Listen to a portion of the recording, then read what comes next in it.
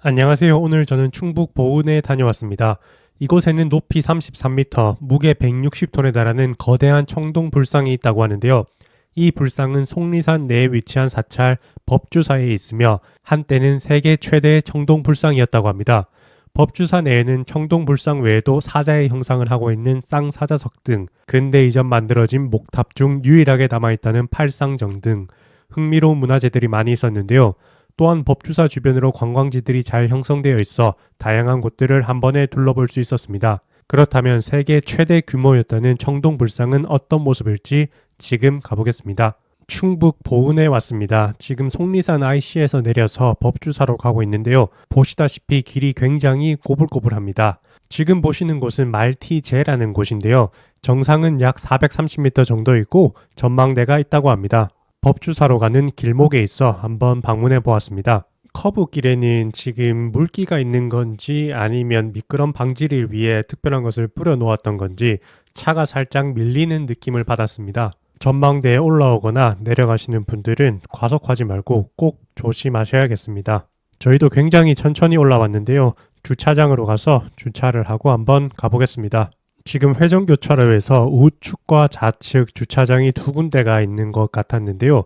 우측 주차장이 커 보이긴 했으나 좌측이 훨씬 더 전망대에서 가까워 좌측으로 가보기로 했습니다. 평일임에도 불구하고 이곳 좌측 주차장은 규모가 작아 차량이 밀리는 느낌이었습니다.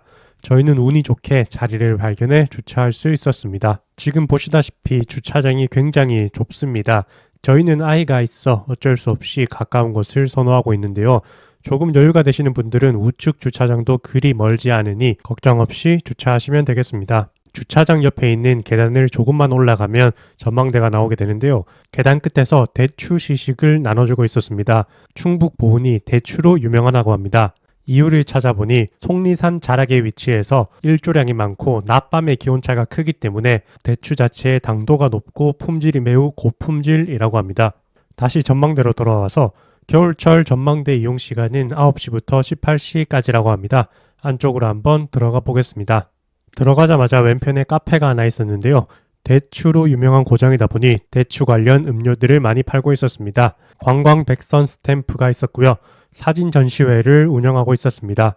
옛 농부의 삶을 재현한 사진전이라고 합니다. 주로 논에서 일하는 모습을 재현한 사진이 많았습니다. 사진전을 지나 문을 나가면 전망대가 있습니다. 오른쪽으로 출입구가 보이는데요. 출입 가능 인원이 표시되어 있습니다. 아마 가능 인원을 넘어서게 되면 출입구가 열리지 않는 것 같습니다. 1회에 70명에 한한다고 되어 있습니다. 올라가는 바닥에는 이처럼 미끄럼 방지가 되어 있고 올라갈수록 전망대가 살짝 떨리는 느낌이 들었습니다. 그런데 전망대 자체가 높지 않다 보니 그렇게 많이 흔들리지는 않았습니다.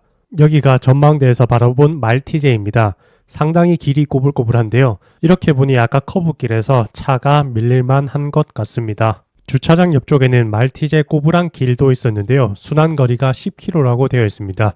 저희는 법주사로 이동해 보도록 하겠습니다. 가는 도중 우측편에 속리산면 행정복지센터가 있었는데요. 보통 행정복지센터가 있는 곳이 면 소재지라 마을이 형성되어 있었습니다. 대추빵을 파는 곳이 있었는데요. 보은이 대추로 유명하다고 하니 한번 맛보기 위해 잠시 정차했습니다. 주차하고 보니 버스 정류장이 대추처럼 생기긴 했습니다. 보은 대추빵이라는 가게가 있어 들어가 보았는데요. 대추찐빵과 보리빵, 카스테라를 파는 집이었습니다.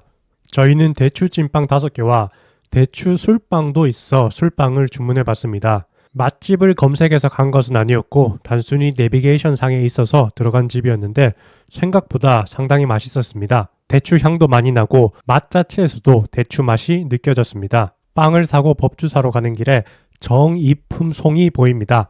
정이품송은 600년 된 소나무라고 하는데요.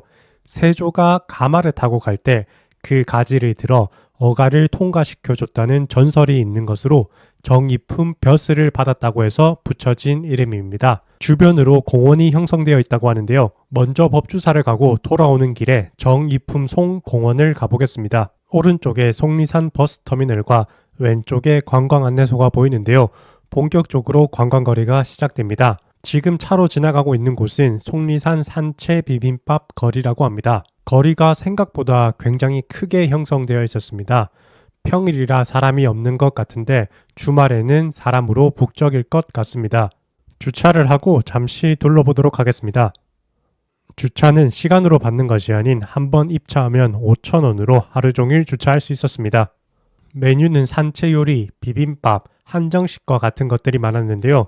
속리산과 법주사를 끼고 있다 보니 메뉴가 토속적인 음식으로 발전한 것 같습니다. 거리를 돌아다니다 보니 말이 두 마리 보였는데요. 말 기수분들의 옷차림을 보니 아마 단체에서 운영하는 것 같았습니다. 실제로 이렇게 말을 가까이서 본 건 처음이었는데요. 생각보다 굉장히 커 깜짝 놀랐습니다. 말 뒷발에 채이면 죽을 수도 있다는 것이 무슨 말인지 알 수 있었습니다. 고양이도 몇 마리 만났는데요. 역시 관광지에 있는 고양이라 그런지 겁이 없었습니다. 사람이 다가가도 전혀 피하는 모습이 없고 느릿느릿 걸어가기만 했습니다. 방향을 틀어 법주사 쪽으로 다시 올라가는 길에 이렇게 길거리 음식을 파는 곳과 대추를 파는 곳이 있었는데요. 평일에는 일부만 문을 여는 것 같고 아마 주말에 전부 다 장사를 하시는 것 같습니다. 길거리 음식을 파는 곳 주변으로 속리산 조각공원, 속리산 체험학습관, 법주사 성보박물관이 있었는데요. 관람을 하실 분들이나 아니면 잠시 휴식이 필요하신 분들은 아무 곳이나 방문하셔서 둘러보고 가시면 좋을 것 같습니다. 저희는 속리산 체험학습관에 유아휴게실이 있다고 해서 잠시 들렀다 갔습니다. 이곳이 법주사 가기 전 매표소라고 되어 있었는데요. 따로 요금은 받지 않았고 입장 마감 시간은 오후 6시였습니다. 매표소부터 올라가는 길은 왼편에 보이는 자연관찰로와 오른편에 차도가 있었는데요. 차도로도 사람들이 다니는 걸로 봐서 크게 위험한 것 같진 않았으나 저희는 자연관찰로로 가기로 했습니다. 11월 21일에 방문했었는데요. 아쉽게도 단풍은 다 떨어졌었습니다. 자연관찰로에는 여러 가지 이야기들을 담고 있었는데요. 길을 걷다 보면 이렇게 이야기들을 담은 해설판을 볼 수 있었습니다. 일주문에 도착했는데요. 주차장에서 일주문까지의 거리는 약 1km, 15분 정도의 거리였습니다. 지난번 단양에서 구인사라는 아주 큰 절을 가다 보니 1km 정도는 가깝게 느껴졌는데요. 계속해서 들어가 보도록 하겠습니다. 공원 안내도입니다. 저희는 법주사 쪽으로 가겠습니다. 정면의 나무 사이로 청동불상이 보이고 있는데요. 멀리서 봐도 그 크기가 거대한 것을 한눈에 알 수 있었습니다. 정면의 금강문을 지나게 되면 오늘의 청동불상 금동미륵대불이 있습니다. 크기를 비교해보기 위해 금동미륵대불 옆에 가서 한번 서보았는데요. 마침 옷도 비슷한 황금색이라 크기를 비교하기 더욱 좋았습니다. 어떻게 만들었는지 궁금할 정도로 정말 거대한 불상이었습니다. 현재 모습의 불상은 1990년부터 5년간 작업하여 최초에는 청동으로 만들었다고 합니다. 이후에 2002년 금 약 80kg을 들여서 전체를 개금하여 금동미륵 입상이 되었다고 합니다. 그런데 청종으로 주조되기 전 시멘트로 만들어진 적도 있었다고 하는데요. 그래서 중장년층의 경우 아직도 시멘트 불상이 남아있는 것으로 알고 계신 분들도 있다고 합니다. 법주사에는 총 3개의 국보가 있는데요. 그 중에 하나인 팔상전입니다. 팔상전은 우리나라에 현존하는 근대 이전의 유일한 목조탑이라고 합니다. 내부로 들어갈 수 있는 것 같은데요. 한번 들어가 보겠습니다. 팔상전은 기도하는 방법이 있다고 하는데요. 먼저 신발을 벗고 들어가서 두 손을 모아 합장을 하고 시계 방향으로 3번을 돌고 소원을 빌면 들어준다는 말이 있다고 합니다. 제가 카메라를 들고 한 바퀴만 한번 돌아보도록 하겠습니다.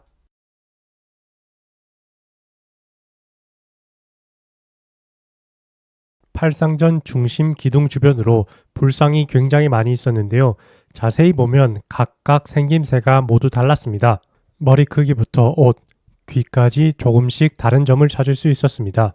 그리고 내부는 옛것을 그대로 보존한다는 의미인지 덧칠을 많이 하진 않았습니다. 보통 다른 절들을 가보면 단청에 덧칠을 해 색이 명확했는데요. 지금 보시는 팔상전은 옛 모습 그대로를 간직하고 있는 것 같았습니다. 그리고 절 곳곳에 이렇게 연등을 형성한 것 같은 모형을 달아놓았는데요. 굉장히 좋은 소리가 나고 있었습니다. 한번 들어보시죠.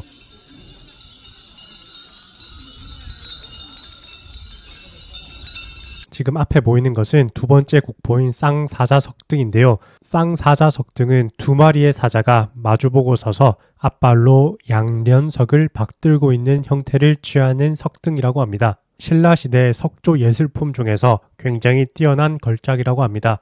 앞쪽에 대웅전이 보이는데요. 한번 들어가 보겠습니다. 대웅전 내에도 굉장히 큰 불상이 있었는데요. 알고 보니 실내 안존불로서는 우리나라에서 제일 큰 불상이라고 합니다. 가운데에 계신 부처님은 마음을, 왼쪽 부처님은 덕을, 그리고 오른쪽 부처님을 육신을 뜻한 것이라고 합니다. 나가는 길에 특이한 것을 하나 발견했는데요. 바로 희견보살상이라고 합니다. 부처님께 향부를 공양하고 있는 실제 희견보살님의 모습을 재현해 놓은 곳이라고 합니다. 그 옆으로 재미난 돌이 하나 보였는데요. 바위가 쓰러질 것 같아 다가가 보니 사람들도 비슷한 감정을 느낀 것 같습니다. 바위가 쓰러지지 않도록 나뭇가지를 받쳐 놓았습니다. 실제로 쓰러지지도 않고 저 나무로 받칠 수도 없겠지만 사람들의 생각은 비슷한 것 같습니다. 저희가 5시쯤 주차장으로 돌아왔는데요. 대부분의 차량이 돌아간 상황이었습니다. 나가는 길에 아까 보지 못했던 정이품송 공원을 한번 들려보겠습니다. 영상 중간에 말씀드렸다시피 세조가 가마를 타고 지나갈 때 나뭇가지를 들어 정이품의 벼슬을 받은 소나무의 이야기였는데요. 사람이 아무도 없어 저희도 빠르게 한 바퀴 둘러보고 돌아갔습니다. 충북 보은은 처음 방문해봤는데요. 속리산 IC에서 내리자마자 관광지가 별로 멀지 않아 접근성도 굉장히 좋았고 법주사까지 가는 길도 생각보다 잘 닦여 있어 속리산 자락에 위치하고 있다고 하였지만 편하게 갈 수 있었습니다. 오늘도 시청해주셔서 감사합니다.